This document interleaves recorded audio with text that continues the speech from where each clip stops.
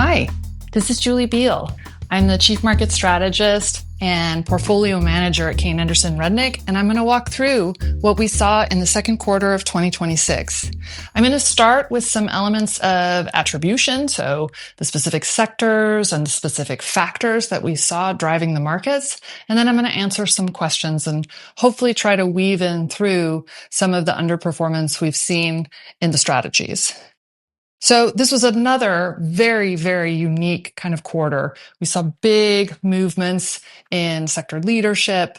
And even though the underlying theme of AI driving a lot of the market was there, we had some leadership changes that I think were notable and important. Now, once more, we saw small cap outperforming large cap with the small cap Russell 2000 up nearly 20%, as opposed to close to 13% for the S&P 500. Mid cap got a little bit left behind this quarter, up only 11%. Still a very healthy return for just one quarter. Now, if we look at the sectors, technology and small cap was a stellar outperformer, up 50% in the period. Industrials, also very strong, up 25%. Energy, now the laggard. Interesting dynamic as opposed to in the first quarter where energy was one of the biggest winners thanks to the war in Iran. If I look at the factors in small cap specifically, where we saw the biggest drivers, the first thing that really pops out at me, semiconductors were up 95%. That is a huge number. Hardware up 62%. Huge number for just one quarter's results. If I look a little bit more at other factors, beta, huge also outperformer. So the higher beta names had much better results than lower beta names, which is where Kayne Anderson Rudnick tends to be. If I looked at ROE, what you saw was low ROE, negative ROE outperformed, and then some of the higher ROE names outperformed as well. So there was almost this barbelling that we saw that was a little bit unique. If I looked at PEs, man, it's interesting to see that negative PE companies, that is companies with no earnings, were big outperformers in the quarter.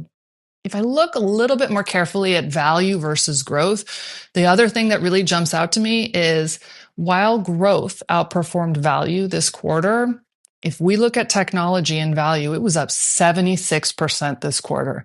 And that makes sense because most of the semiconductor names are considered value. So that's really where we see that big driver of outperformance in value. Now, technology and growth was no slouch either. We saw tech up 43%, industrials up 28%. Once again, across value, growth, core styles, the higher the beta, the better it was for you. And I think that's pretty notable because many of our strategies are known for having lower beta. That kind of 0 to 5, 0 to 0.5 is the sweet spot and just really underperformed in the period. We saw a little bit of a similar dynamic of this barbelling where very, very high ROE companies seem to be rewarded and then negative or very low ROEs also outperformed. So it's kind of a unique dynamic in there. If I look more at what's happening in mid-cap, we saw similar outperformance of technology, pretty positive performance in industrials. PEs were negatively correlated. So the higher your PE, the lower your performance. Beta, again, big winner. And then lower ROE, also a good winner. Large cap, the results were really much more muted and balanced. So technology up still a very healthy 29%. Industrials, 11%. The best ROEs were negative. Oof, not a great result. Not really what we would call a high quality market. Negative PEs, also very strong results. And higher beta was best. So it gives you a little bit of a flavor of what we saw in terms of the underlying components, momentum. Those were the big drivers of performance this quarter, not typically the type of quarter that's going to favor our strategies that, have lower earnings variability, lower beta. But I think there's still some important lessons that we can take from it. So one of the first questions we got was why our portfolios have little exposure to some of the best performing areas of the market, and how does that reflect our investment discipline? So again, as we talked, strength in semiconductors, high beta, non-earners, really not the type of stocks we like to favor. In small cap, it's just harder to find these long-term durable companies that have a real quality to their earnings that we can really rely on for the next 5 or so years, because there was this real musical chairs of leadership that we saw in the space. What I think is really interesting is when you compare low quality versus high quality and their performance, we are now 3 standard deviations from the median in terms of low quality outperforming high quality. And look, I'm terrible at math, but 3 standard deviations is something even I can understand. We would expect some normalization and regression to the mean to occur. We obviously can't predict when, but I think it's notable that it's quite this deep.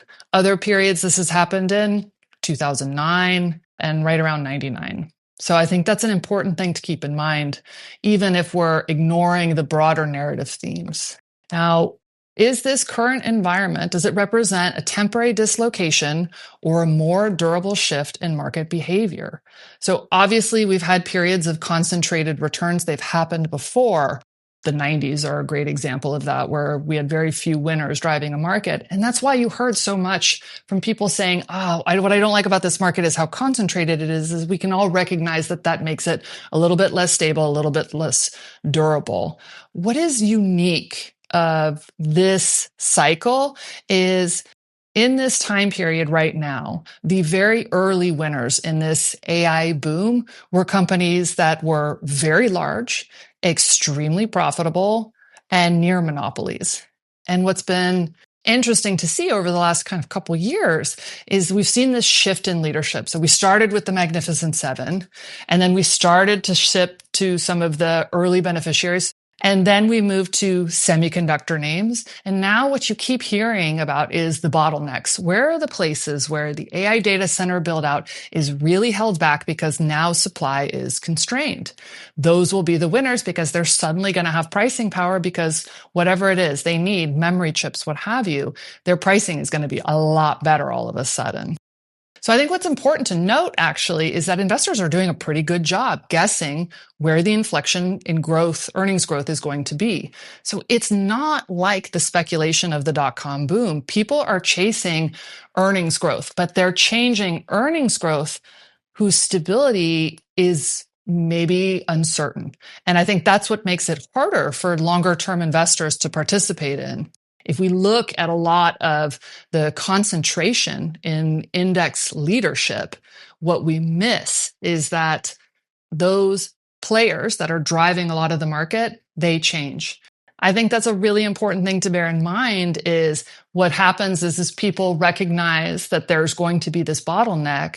They trade into the stock becomes fully valued, and then they move on to what they think the next bottleneck will be.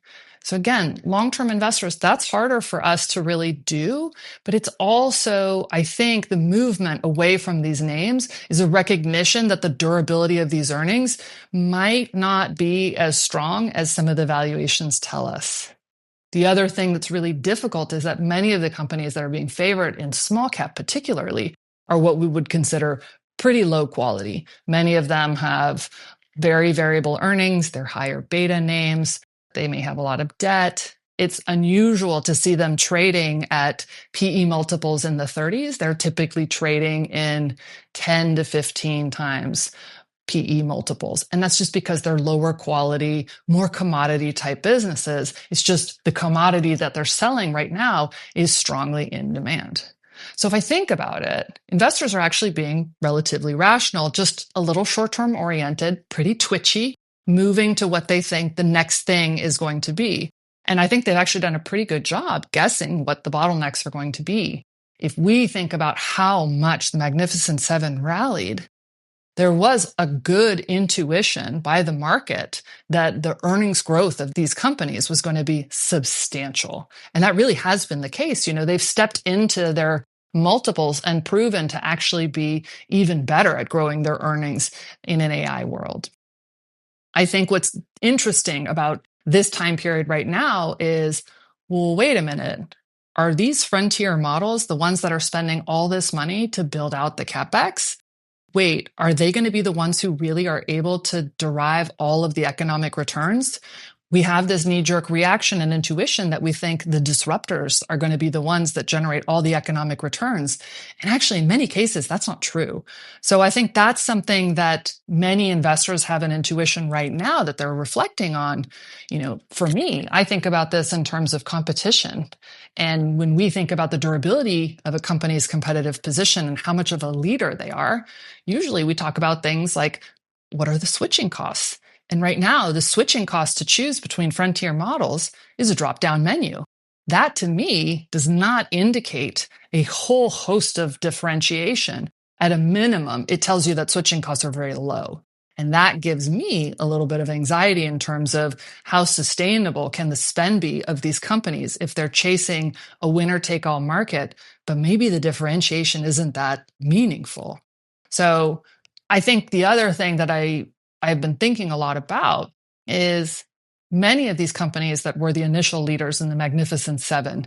If you think about their near monopolies, right? If we think about a company like Google, what's unique is that they spent pretty aggressively to develop these near monopolies and were unprofitable for a time and then became extremely profitable.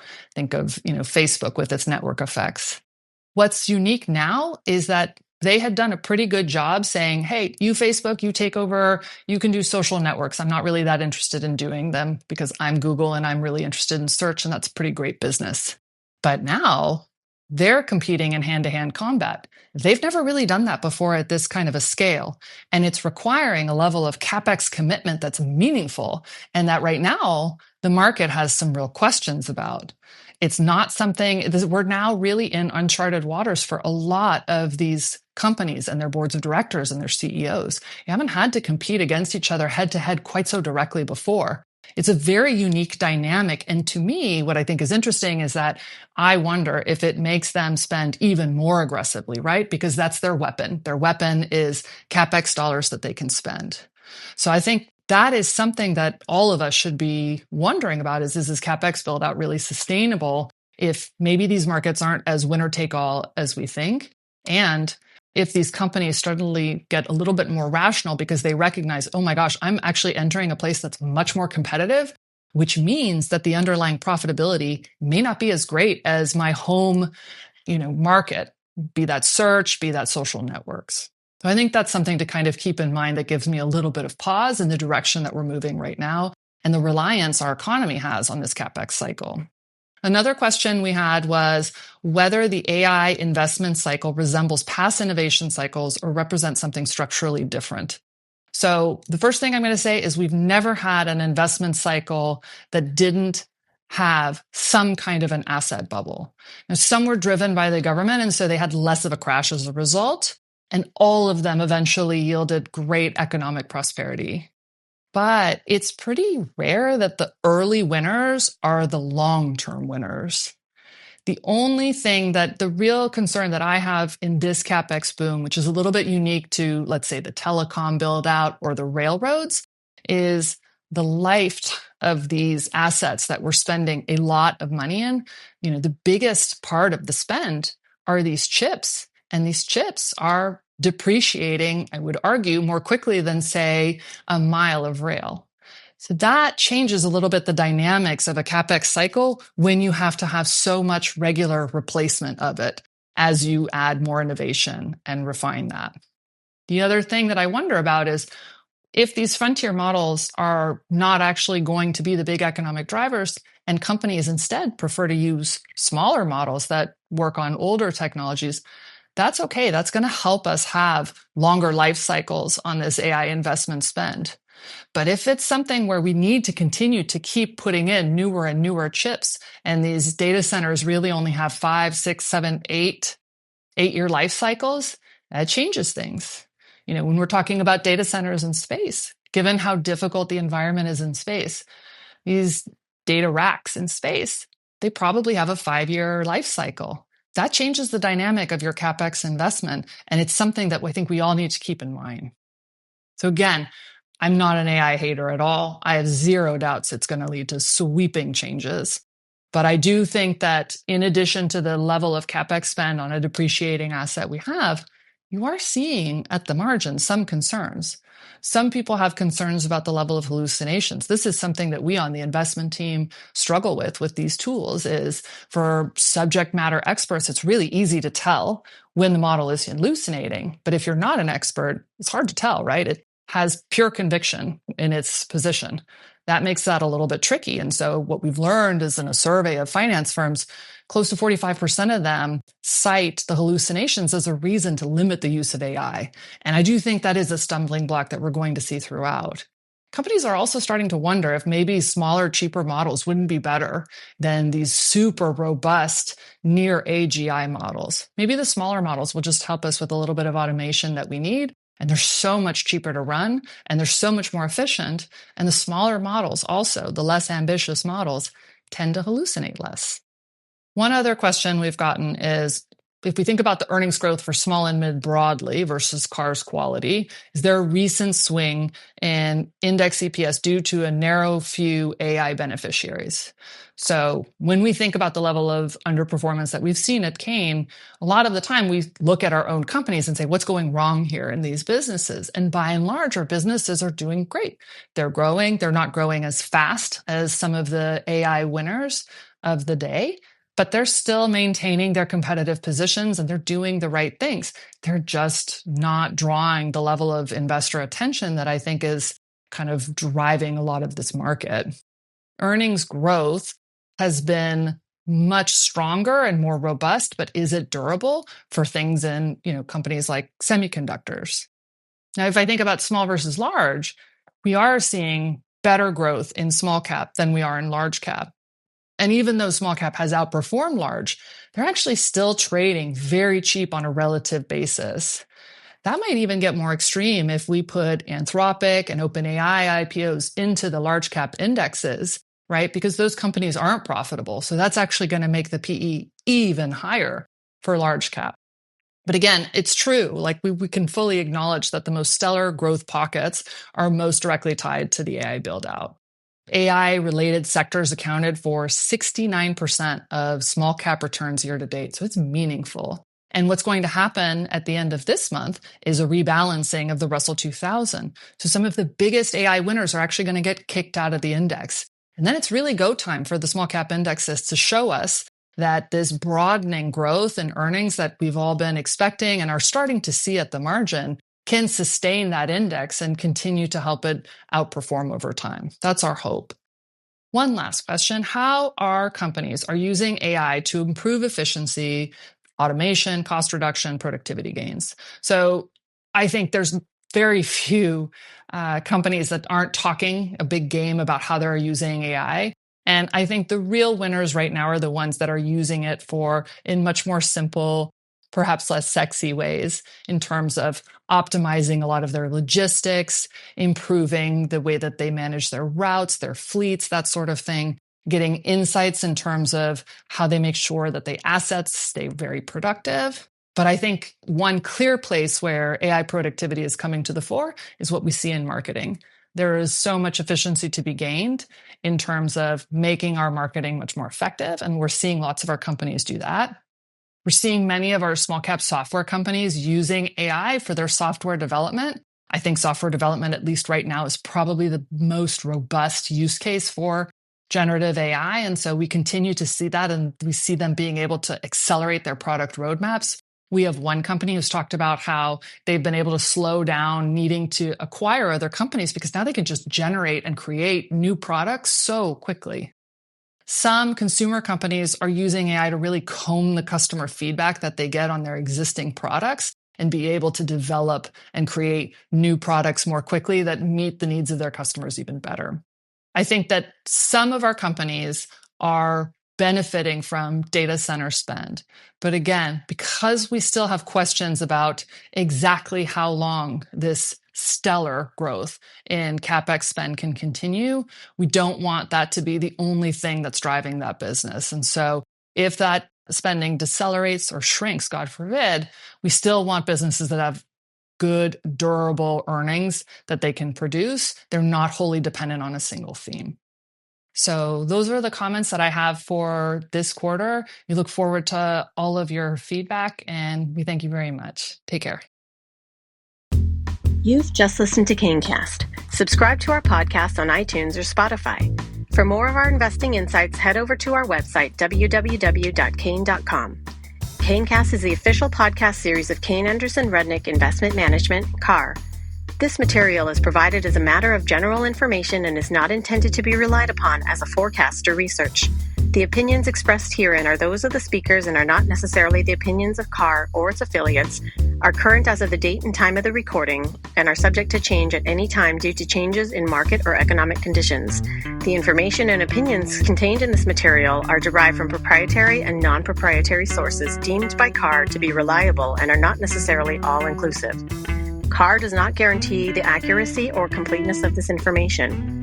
This communication should not be construed as an offer or solicitation to purchase or sell any security. Individuals should consult with a qualified financial professional before making any investment decisions.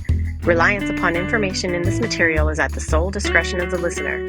To the extent any performance is discussed, past performance is not indicative of future results.